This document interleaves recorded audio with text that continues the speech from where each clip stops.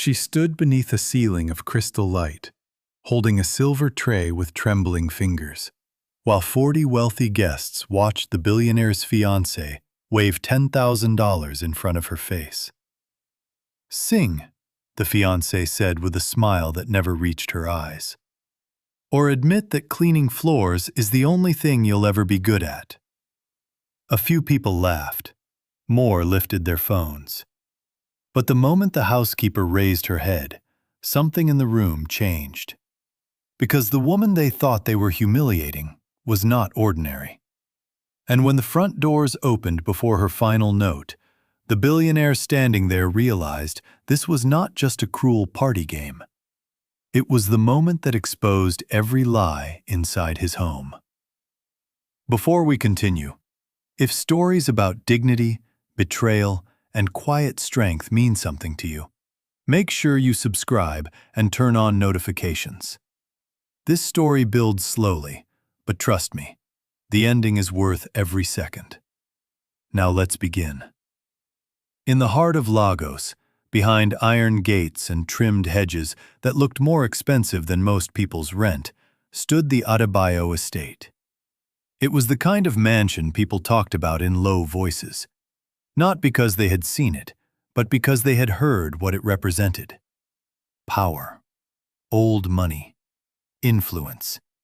And at the center of it all was Malik Adebayo, one of the youngest real estate billionaires in West Africa.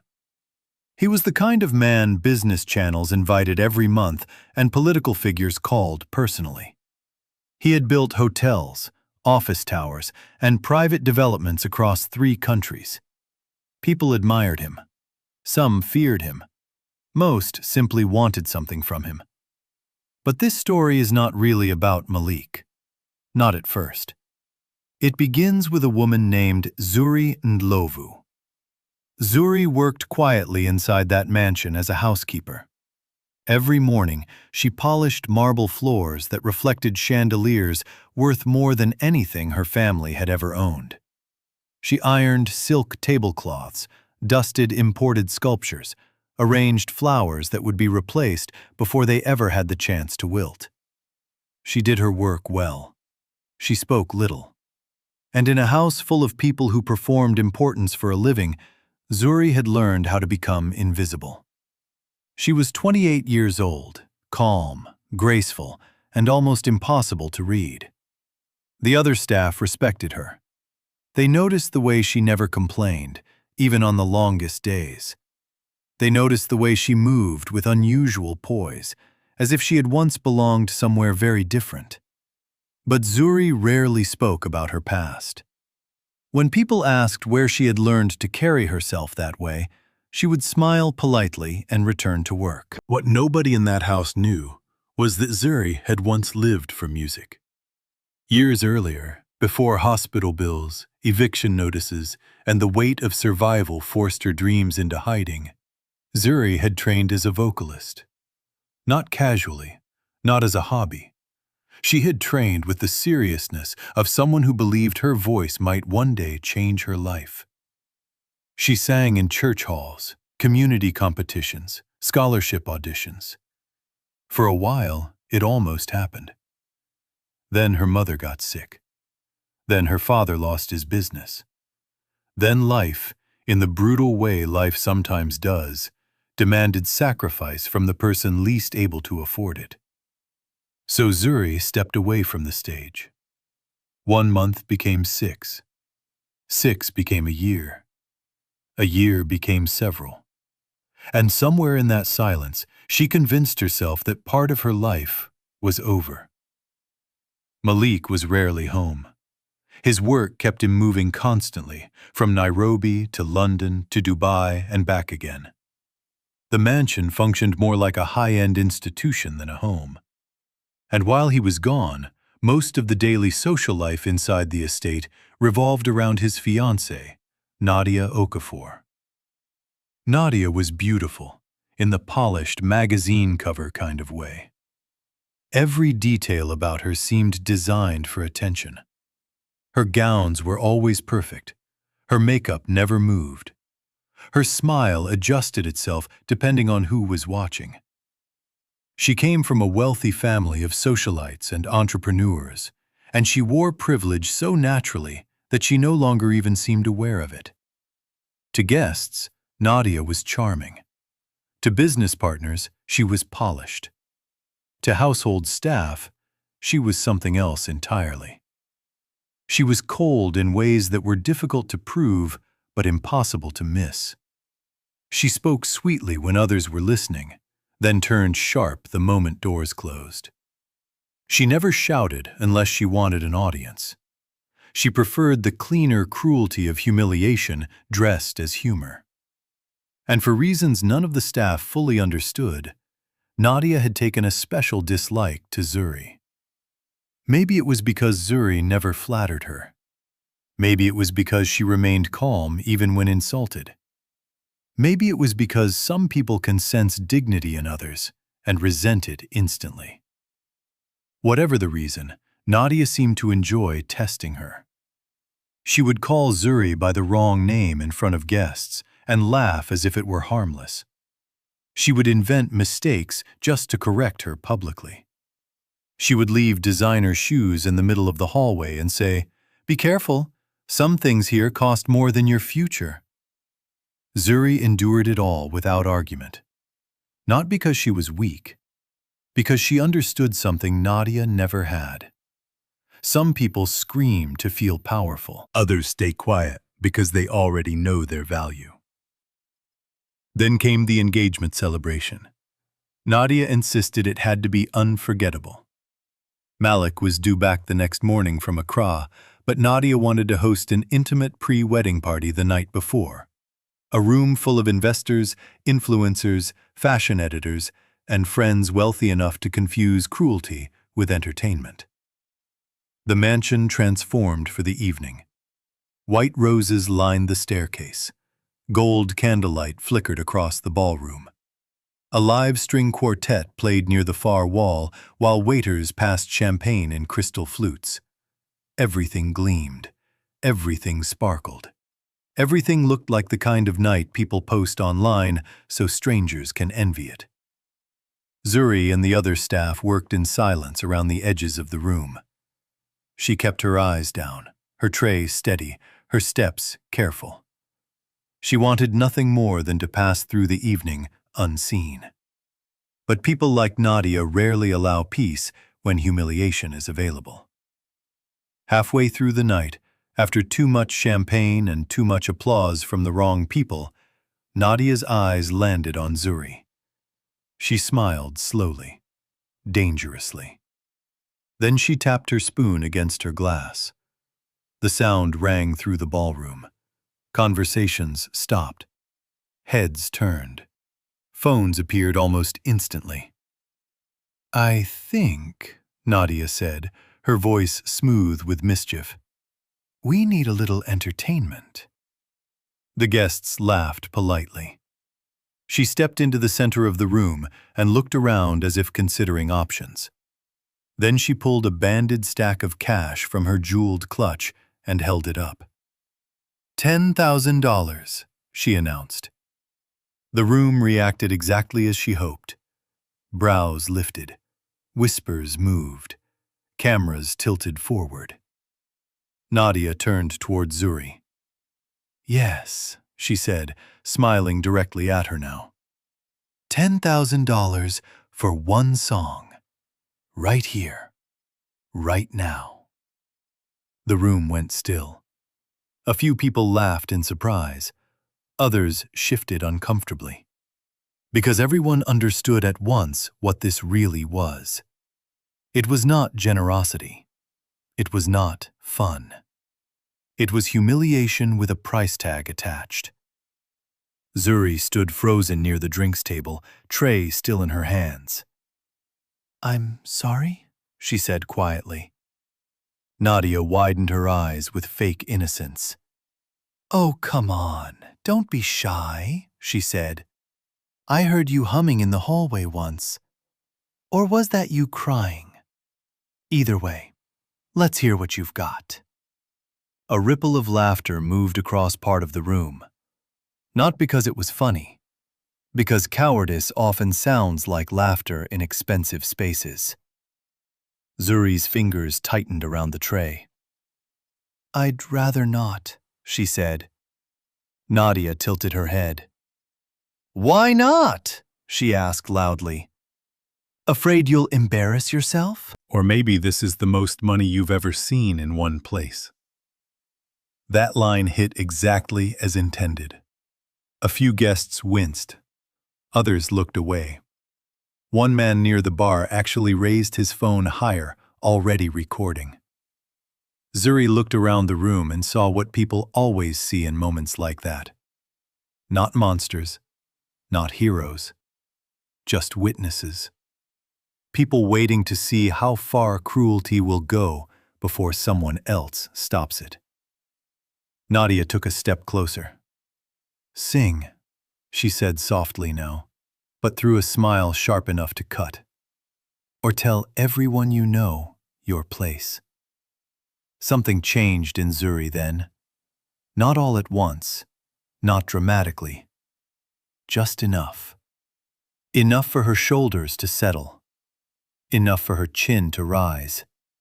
Enough for the quiet version of herself, the one that had survived loss, disappointment, and years of swallowed pride, to step forward.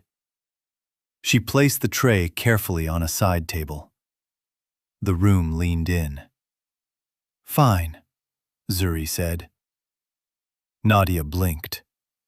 She had expected tears, or silence, or retreat, not agreement. "Wonderful," Nadia said after a beat, laughing lightly to recover control. "Someone give her music." But Zuri shook her head. "No music," she said. That answer confused everyone, even Nadia. "What?" Nadia asked. Zuri stepped into the center of the ballroom beneath the chandeliers, surrounded by people in satin, diamonds, and borrowed confidence. Then she closed her eyes. For a moment, nobody moved. And when she began to sing, the first note cut through the room like light through glass. It was rich, controlled, haunting. Not loud for the sake of being loud, but powerful in the way truth is powerful when nobody expects to hear it. The ballroom changed instantly. Conversations died. Smirks faded. Phones that had been raised for ridicule now remained frozen for an entirely different reason. Zuri's voice filled the room with the kind of emotion that cannot be faked. She sang like a woman reopening a locked part of her soul. Every note carried years of restraint. Every phrase held pain, discipline, memory, and grace. The staff near the walls stared openly now. Some of the guests lowered their glasses without realizing it. The string quartet had gone silent. No one had told them to stop. They simply understood they were in the presence of something bigger than performance. Nadia's smile disappeared. Slowly at first, then completely. This was not supposed to happen. Zuri was supposed to stumble, to shake, to give the room a second-hand embarrassment they could turn into gossip by midnight. Instead, she stood in the center of the Billionaire's ballroom and sang like she belonged on a world stage. There was no panic in her now, no shame, only command. Only beauty. Only the kind of confidence that does not come from money, but from surviving the loss of everything except who you are. And just as Zuri entered the final stretch of the song, the front doors opened. The sound was heavy enough to turn heads. Malik Adebayo stepped inside, still in his dark travel coat, one hand lowering from his phone as he crossed the threshold. He had returned early. A cancelled meeting in Accra, a last-minute change of plans, and the intention of surprising Nadia before the night ended. Instead, he found an entire ballroom standing motionless around a woman in a housekeeper's uniform, singing with a voice that struck him like memory. He stopped where he stood. His expression changed instantly. Recognition. Disbelief. Then something deeper. He moved slowly into the room, eyes fixed on Zuri as she held her last note with heartbreaking control. The song ended. Silence followed. Not awkward silence. Sacred silence. The kind that appears when people realize they have just witnessed something real after spending all evening surrounded by performance. Zuri opened her eyes. For a second, she did not notice Malik. Then she saw where everyone was looking. Their eyes met. And something passed between them that nobody else in the room could understand. Years earlier, before the billion-dollar deals and the magazine covers, Malik had once attended a youth arts fundraiser with his mother. It was one of the last public events she had taken him to before she passed away. That night, a teenage girl had stepped onto a small stage in a borrowed dress and sung with such raw brilliance that the room had risen to its feet before the final note ended. Malik had never forgotten that voice. Or her name. "Zuri?" he said quietly. The room tensed again. Zuri stared at him, shocked. "It's you," Malik said, barely above a whisper now. Nadia stepped forward too quickly. "Malik, it's not what it looks like." He raised a hand without taking his eyes off Zuri. That alone was enough to silence her. He moved closer to the center of the room. "How do I know that voice and still find you here?" he asked. Zuri swallowed. "A lot can happen in a few years," she said softly. Malik looked around the ballroom then. He saw the cash in Nadia's hand, the phones still aimed, the expressions on faces that had clearly enjoyed something they no longer wanted responsibility for. He looked back at Nadia. "What happened here?" Nadia laughed lightly, but there was panic underneath it now. "It was just a little party game," she said. "Everyone was enjoying themselves." "A game," Malik repeated. His voice was calm. That made it worse. Nadia rushed on. "She agreed to sing." "I was trying to be generous." Malik looked at her for a long moment, then glanced at the money in her hand again. "You offered cash to a member of my staff in front of a room full of guests," he said. "You cornered her into performing for your amusement, and now you want to call that generosity?" No one moved. No one spoke. Nadia's confidence, so reliable minutes earlier, began to crack. "You're overreacting," she said. "She works here." That was the worst possible thing she could have said. Malik's expression hardened. "She works here," he repeated slowly. "Which means she deserves protection in my home, not humiliation in my ballroom." Nadia opened her mouth, but Malik was not finished. "You didn't honor this house tonight," he said. "You exposed yourself." A murmur passed through the crowd. Tiny. Dangerous. The kind of sound social circles make when they sense power shifting and begin rewriting their loyalties in real time. Malik turned toward the guests. "I hope everyone recording this keeps the full video," he said. "Not for her shame. For yours." Several phones lowered immediately. Then he faced Zuri again, and when he spoke, his voice softened. "I should have known," he said. "I should have asked why someone with a voice like that disappeared." Zuri gave a small, tired smile. "Life got expensive," she said. There was no self-pity in the words. That somehow made them hit harder. Malik nodded once, then turned back to Nadia. I think you should leave tonight, he said. The room drew a collective breath. Nadia stared at him as if she had misheard. Malik, I said leave. The simplicity of it stunned everyone. No shouting, no spectacle, just finality. Nadia's face flushed with disbelief and rage. You're choosing a maid over me? She asked. Malik held her gaze. No, he said. I'm choosing decency over disgrace. That ended it. Nadia looked around the room for support and found none. Because the same people who laugh at cruelty in public are usually the first to abandon it when consequences arrive. She set the cash down on a nearby table with shaking fingers, turned sharply, and walked out of the ballroom. The sound of her heels echoed across the marble floor until the front doors closed behind her. Only then did the room begin to breathe again. But the story did not end there.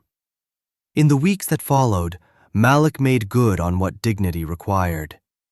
He did not offer Zuri charity. He offered opportunity. He connected her with vocal coaches, performance directors, and a foundation his mother had once supported for young African artists whose careers had been interrupted by hardship. He listened when she spoke. He respected her talent without trying to own it. And for the first time in years, Zuri allowed herself to imagine a future that was larger than survival. She left the estate staff a month later, not in disgrace, not in secrecy, but with hugs from the workers who had watched her endure more than anyone should, and with the quiet kind of respect that cannot be bought. Months later, a video from a sold-out benefit concert began circulating online. At center stage stood Zuri and Lovu in a deep gold gown, microphone in hand, singing to a crowd that rose to its feet before she finished the final chorus. In another clip, Malik sat in the audience applauding with everyone else, not as a savior, not as a hero, but as a man who had finally recognized greatness before it disappeared forever. As for Nadia, her social circle never quite recovered around her. The same party footage meant to capture a servant's humiliation became the evidence of her own cruelty. People shared it, discussed it, judged it. And in the circles where image is everything, that kind of exposure lasts longer than gossip. Because respect costs nothing, but the absence of it can cost everything. The truth is, you never know who someone really is when you meet them in a place of hardship. The quiet woman serving drinks may be carrying a gift the world once applauded. The man sweeping a floor may know more about endurance than the people stepping over him. And the person you think is powerless may simply be waiting for one moment, one honest moment, to remind everyone who they really are. If this story moved you, take a second to like the video, share your thoughts in the comments, and subscribe for more stories about dignity, justice, and unexpected reversals. And remember this: the way you treat people when you believe they have nothing to offer you reveals everything about who you are.